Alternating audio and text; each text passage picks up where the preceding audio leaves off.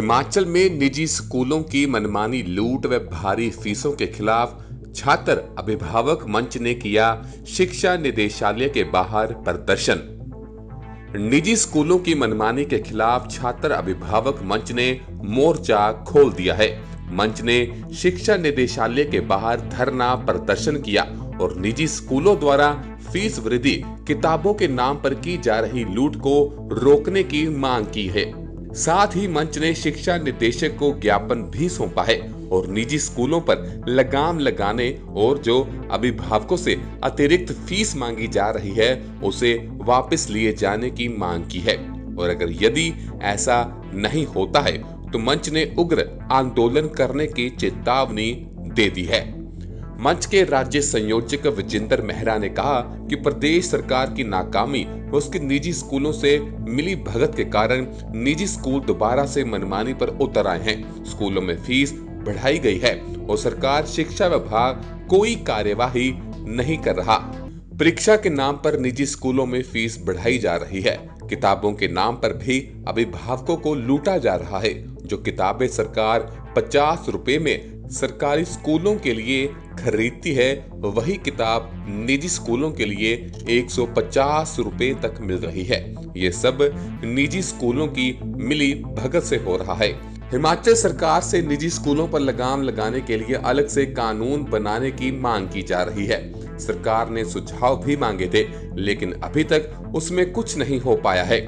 मानव संसाधन विकास मंत्रालय की निजी स्कूलों की फीस के संचालन के संदर्भ में दिए गए दिशा निर्देशों व मार्च 2020 के शिक्षा विभाग के दिशा निर्देशों का निजी स्कूल खुला उल्लंघन कर रहे हैं।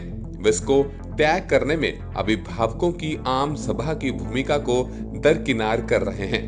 स्कूल में पीटीए का गठन नहीं किया जा रहा है और यदि सरकार शिक्षा विभाग इस पर कोई कार्यवाही नहीं करती तो उग्र आंदोलन शुरू किया जाएगा। प्रदर्शन हम शिक्षा निदेशालय के बाहर कर रहे हैं और इसको करने की जरूरत ये महसूस हुई क्योंकि आपको मालूम है कि जब लगातार एक आंदोलन चल रहा था उसके बाद सरकार ने कानून का प्रारूप लाया था। उस पर जो पूरी रायशुमारी भी हुई, 1 महीना जो है पूरा दिया गया सुझाव देने के लिए। 21 सुझाव हमने भी उसमें दिए थे सरकार को कि किस तरीके से कानून बनना चाहिए, रेगुलेटरी कमीशन क्यों स्थापित होना चाहिए, स्कूलों की दुकानें जो हैं जो स्कूलों के अंदर चल रही हैं किताबों की या वर्दी की उस पर पाबंदी लगनी चाहिए, या पूरे का पूरा जो आज निजी क्षेत्र के अंदर जो स्कूल चल रहे हैं उस पर जो उसको कसने के लिए या उस पर संचालित करने के लिए पूरा एक सरकार की ओर से जो योजना होनी चाहिए, उस बात को लेकर हम लगातार संघर्षरत रहे हैं। लेकिन अभी क्या हो रहा है, आपको मालूम है सितंबर का महीना चल रहा है, खत्म हो रहा है। एग्जैक्टली नवंबर के पहले हफ्ते में जो है फाइनल एग्जाम शुरू होते हैं शिमला शहर जैसी जगह में स्कूलों में।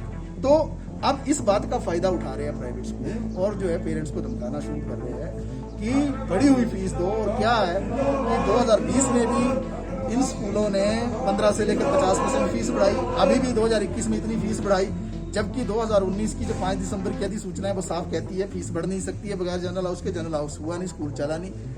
किस बात के ट्रांसपोर्ट चार्जेस जो है ये स्कूल मांग रहे हैं जब बस में बच्चा बैठा नहीं है, कंप्यूटर रूम में बच्चा गया नहीं, कंप्यूटर चार्जेस की बात हो रही है, स्कूल चला नहीं, स्मार्ट क्लासरूम की बात चार्जेस की बात हो रही है, या कोई भी वियर एंड टीयर नहीं हुआ स्कूल के अंदर, जो कोई तोड़ फोड़ नहीं हुई स्कूल के अंदर, जो है कोई बाथरूम के अंदर बच्चा नहीं गया।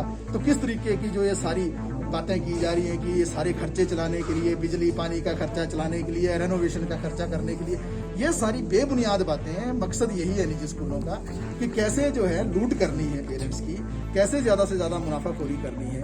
और बड़ी बात यह है कि जिस पक्ष में स्कूल एक दिन भी नहीं लगा, बिजली के खर्चे कम हो गए, पानी का खर्चा कम हो गया, दूसरे सारे खर्चे कम हो गए, फीस उल्टी बढ़ गई 15 से लेकर 50%। इस पर सरकार कहाँ है? सरकार को सब कुछ मालूम है, शिक्षा विभाग को सब कुछ मालूम है। हमने कितने मांग पत्र जो यहाँ मैं कह रहा था 18 मार्च 2019 से लेकर आज तक 18, 19, 20, मुझे तो एग्जैक्टली इसका आंकड़ा भी याद नहीं रह गया, लेकिन 18 से ज़्यादा ही ये चिट्ठियां हैं या मांग पत्र है या जो यहाँ पर मुलाकातें हैं या प्रदर्शन है, ये सारा हमने किया। लेकिन इसके बावजूद भी सरकार जो है कोई कदम नहीं उठा रही है। प्रारूप बना कानून का, आपने सुझाव भी लिए, लेकिन अब कहाँ चला गया वो कानून रद्दी की टोकरी में?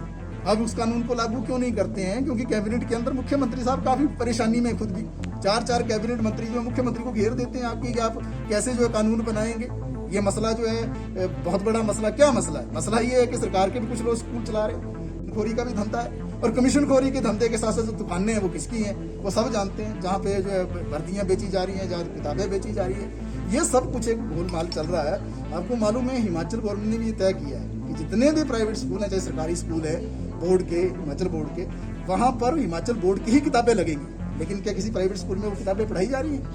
वो किताब जो 30 रुपए में मिलनी है, वो प्राइवेट स्कूल जो उस किताब को 150 रुपए में बेच रहा है। ऐसे ही जो एनसीईआरटी ने किताब फाइनल की है पूरे देश में, वो किताब 80 रुपए की है, 70 रुपए की है।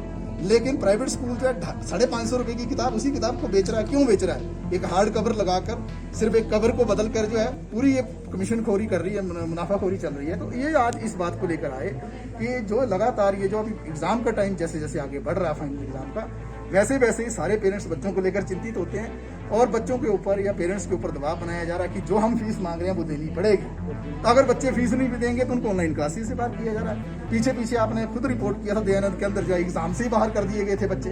तो ये सारी प्रताड़ना चल रही है। इस सारे मसले पर जो आज हम यहाँ पर आए, प्रदर्शन भी कर रहे हैं। इसके बाद जो है ज्ञापन भी हम सौंपेंगे और यही हम कार्रवाई की मांग करेंगे डायरेक्टर महोदय से कि आप जो इसमें तुरंत हस्तक्षेप करें। जो 5 दिसंबर 2019 की जो अधिसूचना है उसको लागू करवा दीजिए।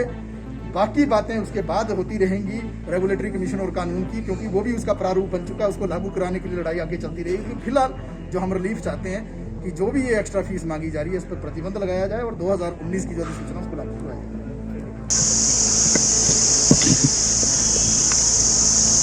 सर, आज पुलिस बेड़े में अतिरिक्त वाहन शामिल हुए हैं, 58 मोटरसाइकिल और मुझे इस बात को लेकर के प्रसन्नता है कि हम लगातार पुलिस विभाग को लेटेस्ट टेक्नोलॉजी के साथ भी जोड़ने के काम में आगे बढ़ रहे हैं और उसके साथ साथ में उनको और बेहतर सुविधाएं देना, ताकि हिमाचल प्रदेश में कानून व्यवस्था को और ज़्यादा बेहतर ढंग से हमारी पुलिस विभाग देख सके। और उस दृष्टि से आज 58 मोटरसाइकिल हमने यहाँ से जारी किए, रिलीज़ किए हैं और उसके साथ एक बस और 2 ट्रक जो है वो आज पुलिस के इस बेड़े में हमने जोड़े हैं। और बेहतरीन सुविधा के साथ ही स्वाभाविक रूप से ये संभव है कि पुलिस विभाग काम कर सकता है। और सुविधाओं की दृष्टि से आज से पहले इन सारी चीज़ों को लेकर के जितना गंभीरता से प्रयत्न होने चाहिए थे उतने नहीं हुए, और फिर भी उसके बावजूद भी हिमाचल पुलिस ने बहुत बेहतरीन काम आज से पहले भी किया है। जब साधन और सुविधा की दृष्टि से हम और उसमें बढ़ोतरी करेंगे तो निश्चित रूप से उसका लाभ रहेगा और बेहतर ढंग से काम करने के लिए जो सुविधा उनको दी जाएगी उसके परिणाम अच्छे परिणाम होंगे। Thank you. The target news के लिए शिमला से ब्यूरो रिपोर्ट। पल पल हर पल समाचारों से अपडेट रहना है तो हमारे इस चैनल द टारगेट न्यूज को लाइक करें, सब्सक्राइब करें व बेल आइकन को जरूर दबाएं। घर बैठे सारी जानकारी पाएं।